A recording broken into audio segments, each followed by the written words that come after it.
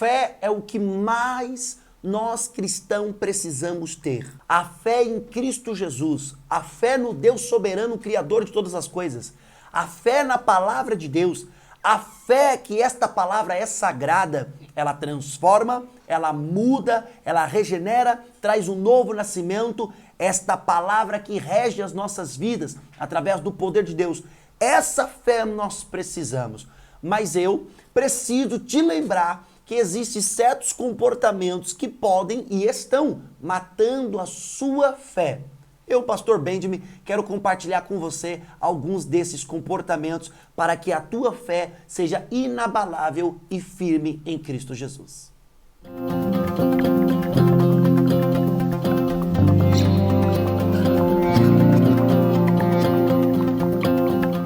Irei compartilhar com vocês 3 comportamentos, apenas 3, deve ter mais, existem mais. De fato, existem mais comportamentos que matam a tua fé. Porém, para que esse vídeo não se alongue, não fique longo, eu quero compartilhar com vocês apenas 3 comportamentos que estão matando a sua fé ou podem matar a sua fé se você passar a se comportar desta maneira. Primeiro comportamento que mata a sua fé: menosprezar as suas dúvidas. Exatamente. Você não pode menosprezar as suas dúvidas, elas são importantes. Deus nunca menospreza as nossas dúvidas, até porque a Bíblia parte de um pressuposto que todo ser humano é carente de conhecimento. Todos nós nascemos e precisamos de informação, e todos são carentes de conhecimento. E Deus jamais vai menosprezar as nossas dúvidas. Por quê? Porque Ele entende muito bem, principalmente, que o homem natural não consegue compreender as coisas espirituais. E quando o homem natural não consegue compreender as coisas espirituais, então este homem é dotado de muitas dúvidas. Mas às vezes, o homem espiritual também pode ter algumas dúvidas. E nós não podemos menosprezar como se as nossas dúvidas fossem incredulidade. Claro, há uma grande diferença discrepante entre dúvidas e incredulidade. Dúvidas são dúvidas. Eu quero entender melhor. Incredulidade, eu não confio, eu não acredito. São coisas diferentes. Não menospreze a sua dúvida. Eu quero trazer para vocês um texto que está em Lucas capítulo 24, versículo 36 ao 45, que expressa um acontecimento. Diz assim: falavam eles ainda estas coisas quando Jesus apareceu no meio deles e lhes disse: que a paz esteja com vocês. Eles, porém, ficaram assustados e com medo, pensando que estavam vendo um espírito. Mas ele lhes disse: por que vocês estão assustados? E por que surgem dúvida no coração de vocês? Vejam as minhas mãos e os meus pés, que sou eu mesmo. Toquem em mim e vejam que é verdade, porque um espírito não tem carne nem ossos, como vocês estão vendo que eu tenho. Dizendo isto, mostrou-lhes as mãos e os pés. E por não acreditarem eles ainda, por causa da alegria, e como estavam admirados, Jesus lhe disse: vocês têm aqui alguma coisa para comer? Eles lhe apresentaram um pedaço de peixe assado, e ele comeu na presença deles. E a seguir, Jesus lhe disse: são estas as palavras que eu lhes falei, estando ainda com vocês. Era necessário que se cumprisse tudo o que estava escrito a respeito de mim na lei de Moisés, nos profetas e nos salmos. Então lhes abriu o entendimento para compreenderem as Escrituras. Olha que coisa maravilhosa. Jesus havia sido crucificado, morreu, ao terceiro dia ressuscitou, e aqui Jesus aparece para os discípulos. E eles não estão acreditando, eles simplesmente estão achando que é uma visão coletiva, uma sensação, um senso coletivo, que todos estão vendo a mesma coisa ao mesmo tempo, que todos estão vendo um espírito. Porém, Jesus revela: por que vocês duvidam em vossos corações? Só que eu quero chamar a sua atenção aqui para uma coisa muito importante. Jesus revela a intenção, mas Jesus não desdenha a dúvida deles. Ao contrário, Jesus sana as dúvidas. Jesus dá informações para que eles entendam que o que eles estão vendo não é um espírito, mas sim o próprio Cristo ressurreto. Jesus não menospreza as suas dúvidas. Você também não deve menosprezar as suas dúvidas. Tira ela do coração. Pode perceber que esse tratamento de Jesus para com os discípulos, aqui no versículo 38, ele diz o seguinte: mas ele lhe disse, por que vocês estão assustados e por que surgem dúvida no coração de vocês? Porém, Jesus começa a dar prova, dar informação. É assim que Deus faz. Quando você tem dúvida em seu coração, Deus não menospreza você. Lembre, dúvida não é incredulidade, ok? Deus não menospreza você. Ele entende que precisa trazer ao seu coração conhecimento, informação, fé. A dúvida faz parte do processo. Não entender certas questões, não compreender certas coisas, faz parte do processo. Mas muitos estão matando a fé que Deus tem plantado em seus corações, porque eles têm deixado a dúvida se tornar incredulidade. Eles não estão menosprezando a dúvida, mas estão deixando a dúvida chegar a níveis mais profundos. Ou seja, não menospreze, mas também não deixe a dúvida chegar a níveis tão profundos que se torne incredulidade.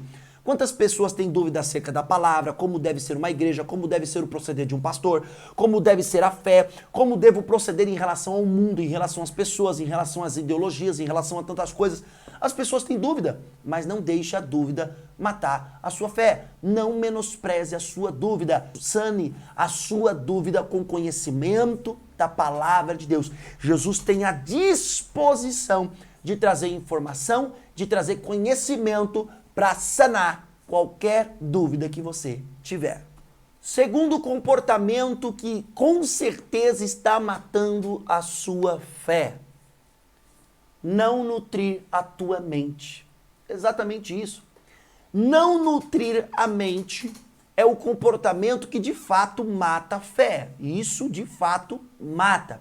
Em Romanos capítulo 8, versículos 5 ao 8, o apóstolo Paulo vai nos informar o seguinte: porque as pessoas que vivem de acordo com a natureza humana têm a sua mente controlada por essa mesma natureza, mas as que vivem de acordo com o Espírito de Deus têm a sua mente controlada pelo Espírito de Deus. As pessoas que têm a mente controlada pela natureza humana acabarão morrendo espiritualmente, mas as que têm a mente controlada pelo Espírito de Deus terão a vida eterna e a paz. Por isso, as pessoas que têm a mente controlada pela natureza humana se tornam inimigas de Deus, pois não obedecem à lei de Deus e de fato não podem obedecer a ela. As pessoas que vivem de acordo com a sua natureza humana não podem agradar a Deus. Ou seja, não nutrir a mente com a palavra de Deus, que traz fé aos nossos corações, de fato vai permitir que a nossa natureza humana se alastre em nosso espírito e mata a nossa fé. É preciso trazer alimento bom, saudável, alimento espiritual, para que a nossa fé ela esteja robusta, ela esteja forte. Deus tem dado fé ao seu coração, meu querido, mas você tem desprezado esta fé quando você não tem alimentado ela com a palavra de Deus. Aquele que vive de acordo com a natureza humana vai morrer, mas o que vive de acordo com o Espírito de Deus, esse vai viver. É através da oração, é através de cumprir a palavra, de obedecer à lei de Deus, que nós receberemos o Espírito de Deus, que nos guia para a vida eterna e para a paz. E o que você deve fazer em relação a isso? Como eu vou nutrir? O que eu devo fazer para nutrir a minha fé? O que eu devo fazer em relação a isso? Porque eu não quero, pastor, mais viver com o efeito da minha natureza humana. A minha natureza humana está fazendo eu brigar com a minha esposa. A minha natureza humana está fazendo eu discutir com o meu marido. A minha natureza humana me levou ao adultério, à prostituição, às drogas, à mentira. Meu querido, fique em paz. Ainda há esperança. Em Salmo 77, versículo do 7 ao 12, diz o seguinte: será que o Senhor nos rejeitará para sempre? Acaso não voltará a ser propício? Cessou perpetuamente a sua graça? Caducou a sua promessa para todas as gerações? Será que Deus se esqueceu de ser bondoso? Ou será que encerrou as suas misericórdias na sua ira? Então eu disse, esta é a minha aflição, o poder do Altíssimo não é mais o mesmo. Recordarei os feitos do Senhor, certamente me lembrarei das tuas maravilhas da antiguidade. Meditarei em todas as tuas obras e pensarei em todos os teus feitos poderosos. Há esperança para você. O salmista aqui estava da forma que você está, não nutrindo a mente. A sua fé estava se acabando, estava se esvaindo. Porém, ele fala, opa, eu vou nutrir a minha mente com os feitos poderosos de Deus. Uma das formas de nutrir a nossa mente também, além de nutri-la com a palavra, com a oração, é lembrar dos feitos que Deus tem realizado em nossas vidas e na vida das pessoas que nós conhecemos. Fora as pessoas que foram descritas aqui na palavra sagrada, fora os feitos de Deus que foram descritos na palavra sagrada. Ele é o Deus que abriu o Mar Vermelho. Ele é o Deus que tirou o povo do Egito. Ele é o Deus que submergiu o faraó no Mar Vermelho. Ele é o Deus que abateu Nabucodonosor. Ele é o Deus que livrou Sadraque, Mesaque e Abednego das fornalhas de fogo ardente. Ele é o Deus que não deixou que nenhum leão machucasse Daniel quando ele foi jogado injustamente na cova para ser devorado aos leões. Ou seja, meu querido, nutrir a nossa mente é importante e é isso que você deve fazer. Lembrar das maravilhas que Deus fez. Deus curou a tua vida. Deus restaurou o teu casamento. Deus te libertou dos vícios das drogas. Deus te libertou das drogas ilícitas. Deus te tirou da prostituição. Deus te deu uma família. Deus abriu a porta de emprego para você. Deus realizou curas e milagres em você. Você precisa entender que a melhor forma de nutrir a tua mente para que a tua fé não morra é lembrando dos feitos poderosos de Deus. O salmista nos ensina isso e ele ainda diz, meditarei em todas as tuas obras. Não é apenas lembrar, é ver como Deus foi cuidadoso, detalhista, maravilhoso, grandioso em relação às nossas vidas. Quantas vezes eu estive para baixo, eu estive a ponto da minha fé morrer, a ponto de eu não crer mais que Deus poderia fazer na minha vida, não porque Ele não é poderoso, mas porque eu não cria. Mas eu alimentei a minha fé aonde? Na palavra, na oração. E comecei a lembrar do que Deus fez por mim. Se Ele fez no passado, não faria hoje. O meu Deus não muda, é o mesmo, é fiel, é grandioso. Certamente a minha fé não morreu quando eu passei a nutrir a minha fé com alimento sólido, lembrando dos feitos poderosos de Deus. E qual deve ser o teu novo comportamento em relação a nutrir a tua mente? O apóstolo Paulo vai dar uma informação para a igreja que estava em Colosso, para os colossenses, e essa informação é muito útil para nós. Vamos lá. Colossenses capítulo 3, versículo do 1 ao 4 diz assim: Portanto, se vocês foram ressuscitados juntamente com Cristo, busquem as coisas lá do alto, onde Cristo vive, assentado à direita de Deus. Pense nas coisas lá do alto, e não nas coisas que estão aqui na terra, porque vocês morreram, e a vida de vocês está oculta juntamente com Cristo, em Deus.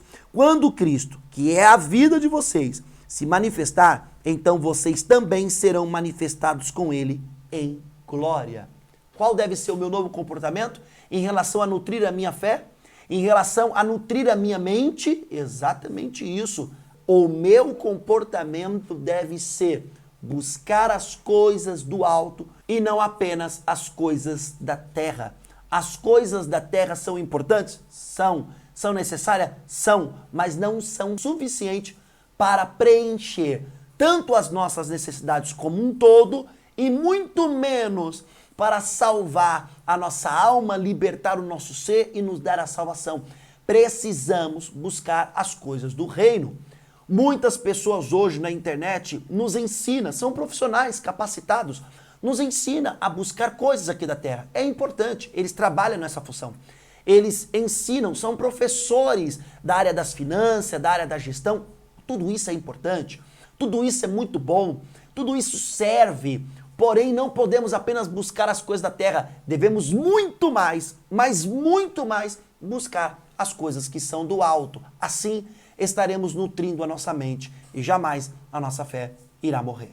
Terceiro comportamento que com certeza está matando a tua fé: confundir fé com atividades religiosas. Entenda uma coisa, fé não é atividades religiosas, mas a fé manifesta algumas atividades religiosas. Porém, atividades religiosas sem fé são meras atividades hipócritas. Entenda? O que é atividade religiosa, pastor? Por exemplo, jejuar, orar, ler a palavra, fazer caridade, cuidar do templo do Senhor, atividades, no meu entendimento, atividades religiosas, perdoar, amar, tudo isso são atividades religiosas. Porém, quando você faz tudo isso sem a fé genuína em Cristo, você está vivendo um evangelho, mas negando a eficácia dele. Agora, a fé, ela vai levar você a manifestar atividades religiosas, mas não confunda as duas coisas. Vamos lá abordar o que é fé? Hebreus capítulo 11 diz o seguinte, versículo 1. A fé é a certeza de que vamos receber as coisas que esperamos e a prova de que existem coisas que não podemos ver. O que é fé? A certeza que vamos receber as coisas que esperamos e a prova que existem coisas que nós não vemos. Ei, isso é fé. Eu tenho a certeza que toda a minha família vai estar servindo Cristo com uma vida restaurada, abençoada, abundante e serão salvos. Eu creio que o meu filho, ao crescer, e é por isso que eu ensino, é por isso que eu o educo, é por isso que eu trabalho na vida dele, eu creio que o meu filho será um homem de respeito, de honra, um homem de honra, um homem de caráter, um homem cheio de Deus, que honra a sua mulher. Eu creio que Deus vai colocar no caminho dele uma moça que ele escolha, que seja cheia do poder de Deus, que seja cheia da graça de Deus, que antes de ter uma aliança com ele, tenha uma aliança com Cristo. Eu creio, por mais que eu não vejo, por mais que o meu filho ainda é menor de idade, eu já vejo pela fé, eu já tenho certeza desta promessa, eu já recebi isso. Como eu também creio que você que está me ouvindo vai ser restaurado por esta palavra, vai ser transformado por esta palavra, em nome de Jesus, mesmo que eu não estou vendo você, meu querido. Eu aqui estou olhando para uma câmera e você está olhando para mim, assistindo por um televisor, por uma tela de celular, tablet, notebook ou televisão, mas eu tenho plena certeza, é por isso que eu estou aqui, neste horário, quase meia-noite, com essa equipe, com a editora, com o diretor, estamos aqui neste horário filmando. Por quê? Porque nós temos a certeza plena que a tua vida pode ser alcançada pelo poder de Deus, que você pode se abster desse comportamento, confundir atividades religiosas com fé, para que a tua fé não morra, para que a tua fé cresça em Cristo. É por isso que estamos aqui, porque cremos nesta promessa. Isso é fé. A fé é a certeza de que vamos receber as coisas que esperamos e a prova de que existem coisas que não podemos ver. Fé é a aptidão dada por Deus para ver além do que enxergamos. Quero compartilhar com você um texto muito importante da Bíblia Sagrada, João capítulo 14. E eu quero que você entenda isso que nós vamos estar lendo agora. Não fiquem aflitos. Creiam em Deus e creiam também em mim. Na casa do meu pai há muitos quartos, e eu vou preparar um lugar para vocês. Se não fosse assim, eu já lhe teria dito. E depois que eu for e preparar um lugar para vocês, voltarei e os levarei comigo para que, onde eu estiver, vocês estejam também. E vocês conhecem o caminho para o lugar onde eu vou. Então Tomé perguntou: Senhor, Nós não sabemos onde é que o Senhor vai. Como podemos saber o caminho? Jesus respondeu: eu sou o caminho, a verdade e a vida. Ninguém pode chegar até o Pai a não ser por mim. Agora que vocês me conhecem, conhecerão também o meu Pai. E desde agora vocês o conhecem e têm o visto. Filipe disse a Jesus: Senhor, mostra-nos o Pai, e assim não precisaríamos de mais nada. Jesus respondeu: faz tanto tempo que eu estou com vocês, Filipe, e você ainda não me conhece?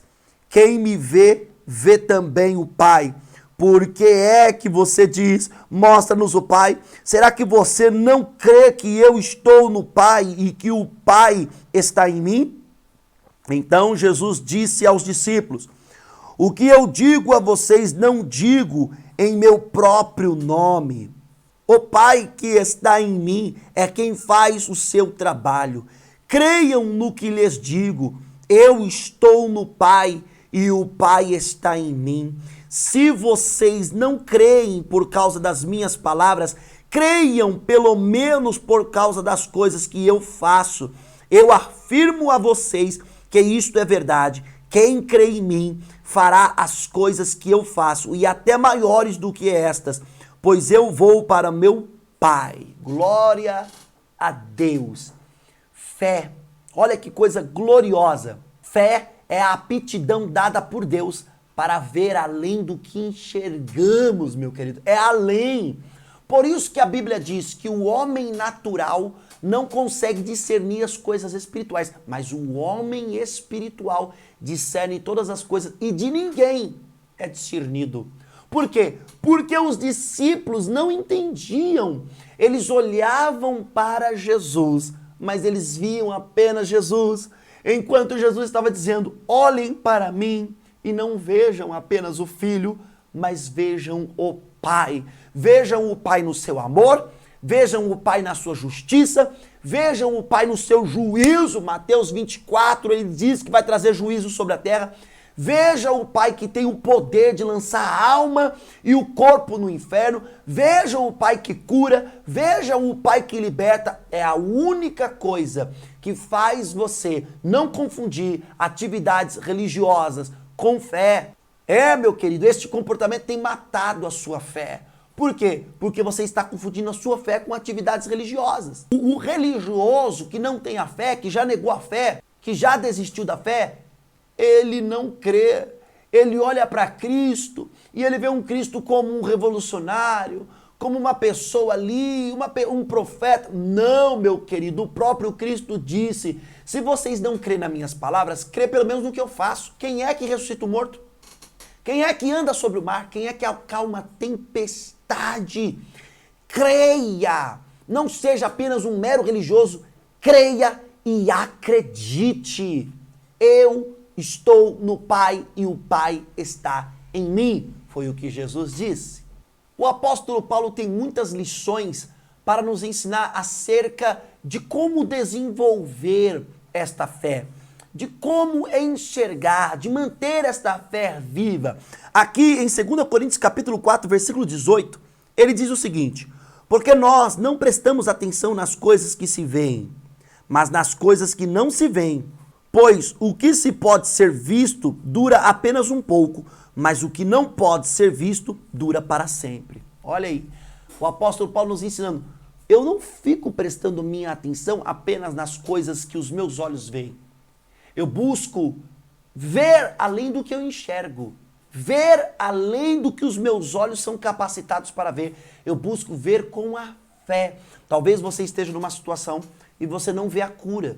Os teus olhos não vê a cura, ao contrário, os teus olhos pegam o laudo médico e olha o laudo médico e vê. Os teus olhos, ele enxerga o quê? A doença ali constando e cada vez pior. Manifesta a tua fé, não deixa ela morrer. Deus pode te curar. Deus pode te libertar. Enxergue além, veja além do que você enxerga. Porque Deus, ele quer que você age desta maneira.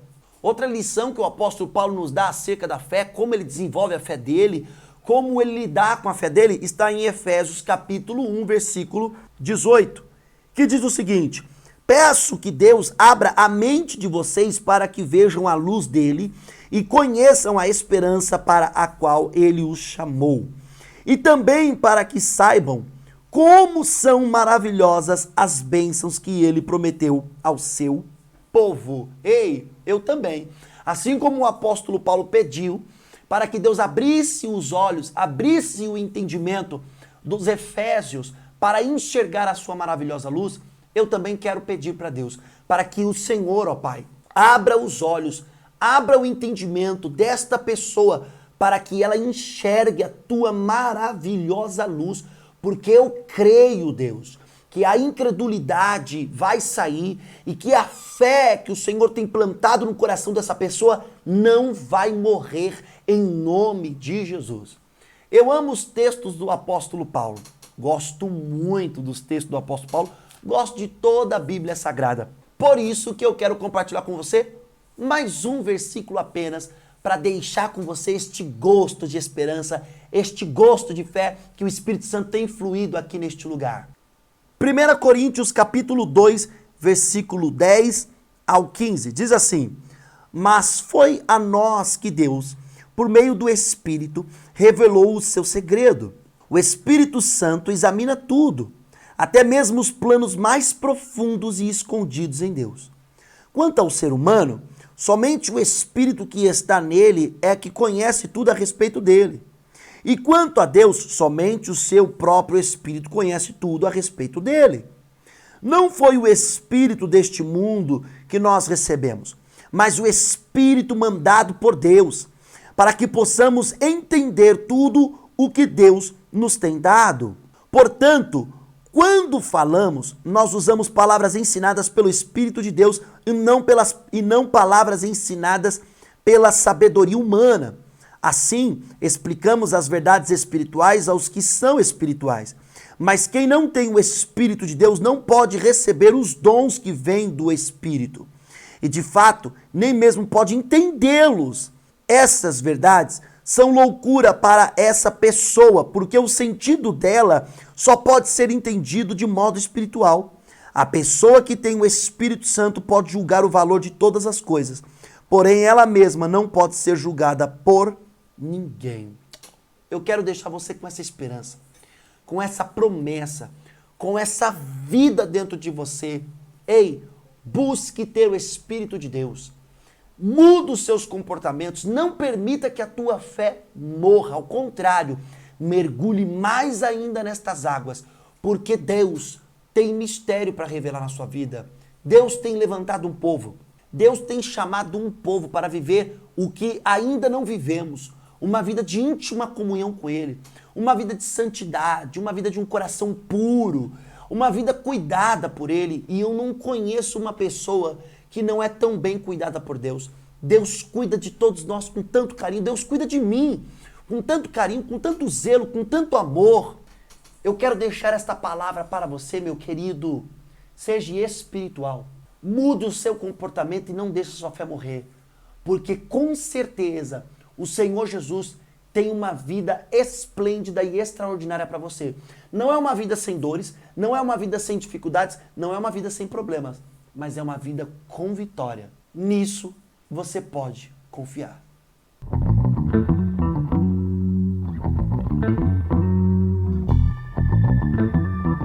Ah, já sei.